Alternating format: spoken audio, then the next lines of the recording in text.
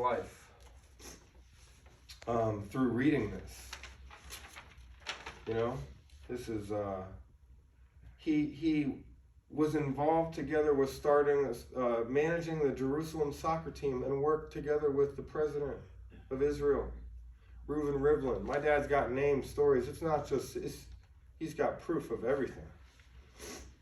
You know, so one of the last lines on this page, and then I'll briefly say a couple things and then we'll be done, but one of the last things I put on here that I underlined was he's like, it's pointless to go through all the jobs we had, but eventually moved to Georgia, bought a nice house, the rest is history. That's life. So this is what we get to see, is the rest is history. I hope when my son reads my little story, it will give them a better knowledge of their father's history, and they can form their own opinions of who I was. I spared them some sad stories about my childhood because I did not want them to feel sorry for me.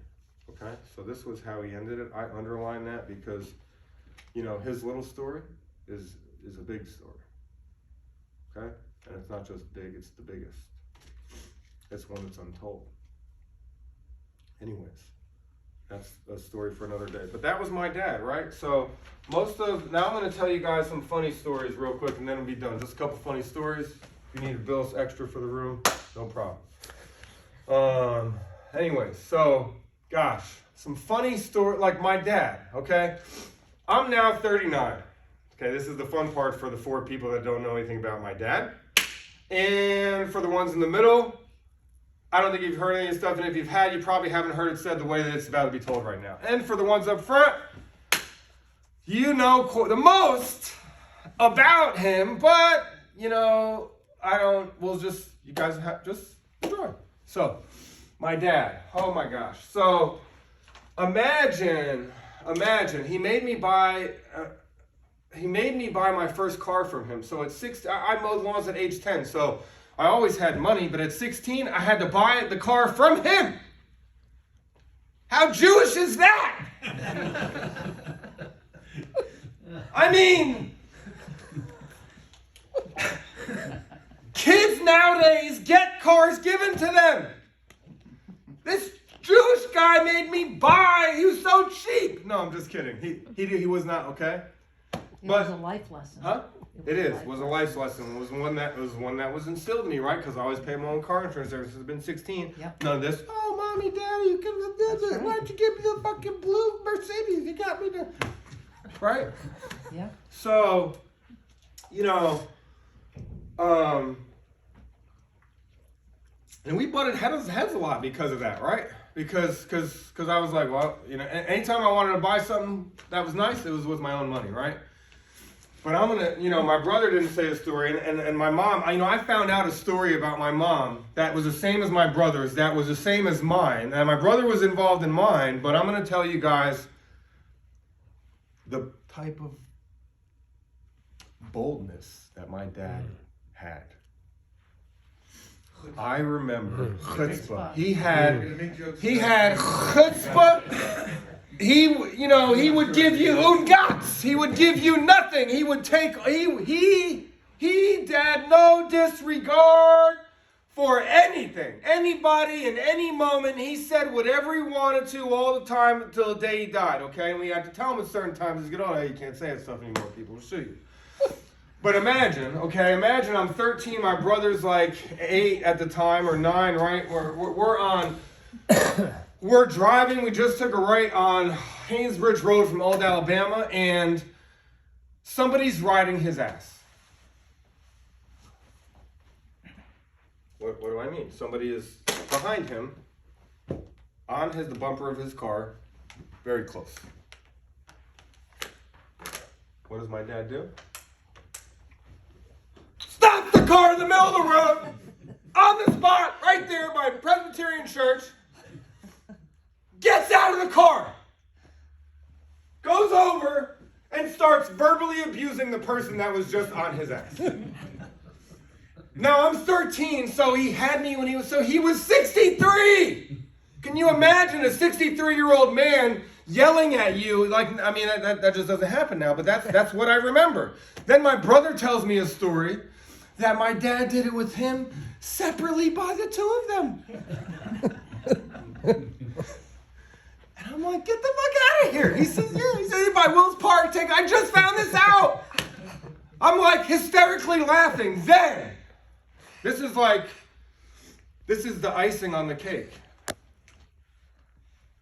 Then my mom tells me, you know, when we were together before you guys were born, Dad did that. And I just lost it.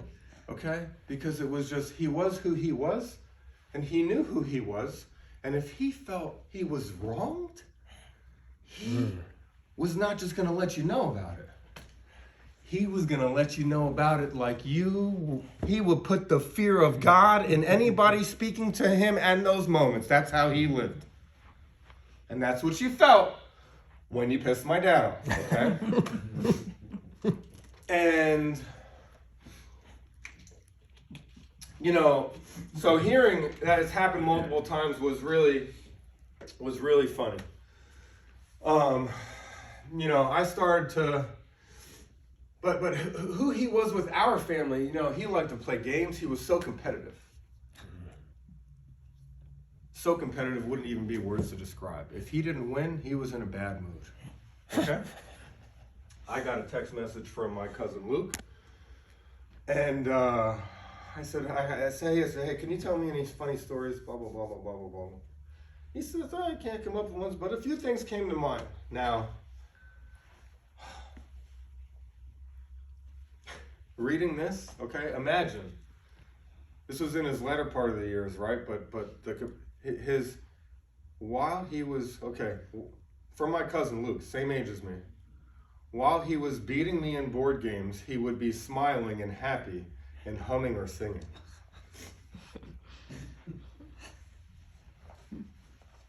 I'm going to repeat just the first 4 words. While he was beating, okay? Because if my dad was, I'm going to continue now with the message, because if he wasn't beating you, he didn't want to fucking play you.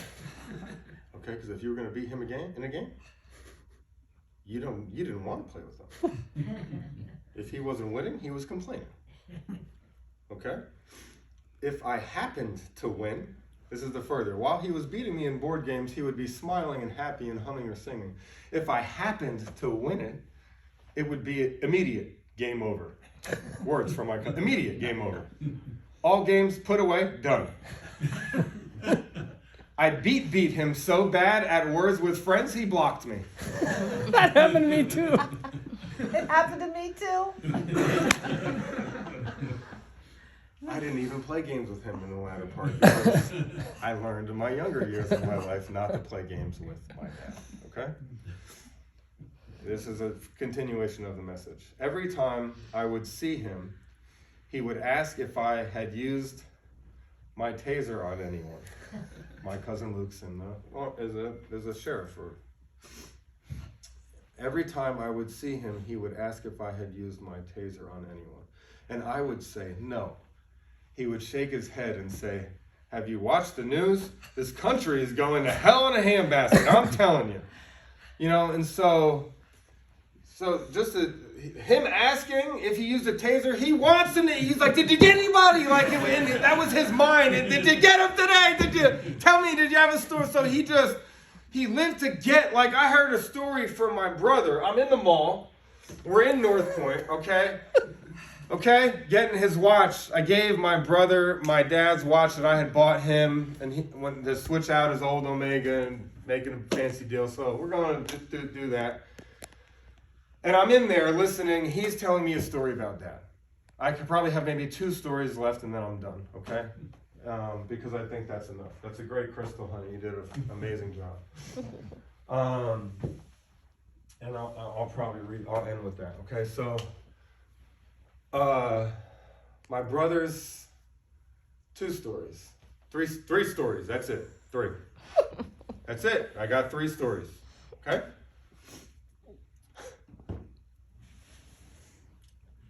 My brother's telling me that he's out at the grocery store with my dad. Okay? They're at Kroger. They're leaving. By leaving, they're already in the car. By already in the car, meaning they're physically in the car, doors are shut. All they have to do, all my dad's got to do, is turn the car on. I was driving. Okay, well, all you had to do before what happened was turn the car on and back out and get away as quick as you can. Why? Well, in the spot that they're pulling out of, or not pulling out of, right? Yeah. On the opposite side of them, okay, is a car that pulled in, and the woman is wearing, what's the word? Distasha. What? Distasha. Distasha. Woman's wearing a distasha. What that is, that's the outfit that covers the whole face and nose and everything. Okay? And it's a black outfit. Okay? Is that correct by saying that? Mm-hmm. Okay. So you know the type of individual I'm speaking about. But my dad was born in Israel, right? But the way that he spoke about other people that were not born in Israel, let's just say neighboring countries, was, to say the least, offensive, to say the least. So if you think offensive is bad, that's on the low Buckle up. spectrum of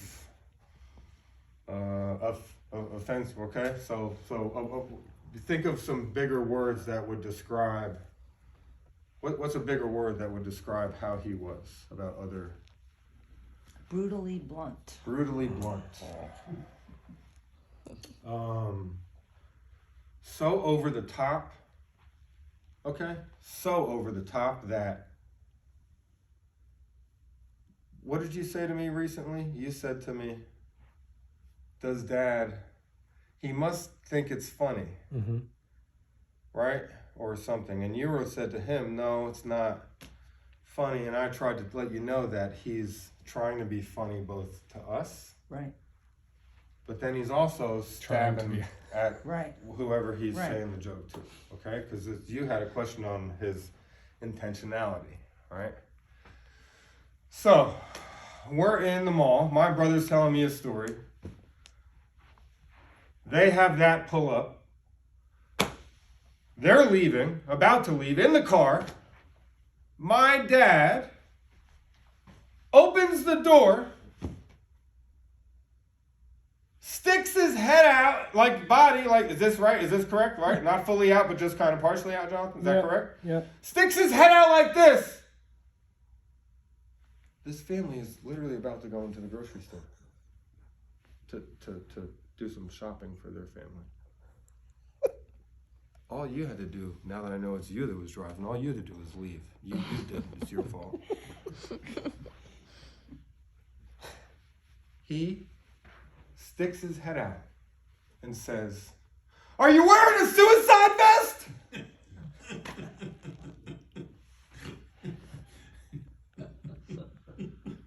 The audacity of the man to say that in broad daylight.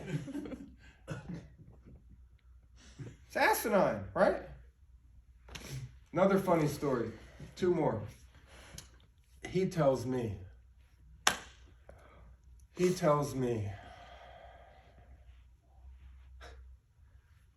this one he was by himself. Okay? So there's no witnesses. We can't vouch for exactly, but we can he told me. And I held this over his head for a few years because he would say something mean to me, and I'd be like, I'm gonna tell Mom. I said, I'm gonna tell Mom he better not. I said, a couple times I was like, I'm doing it. I'm calling Mom to tell her. So he tells me,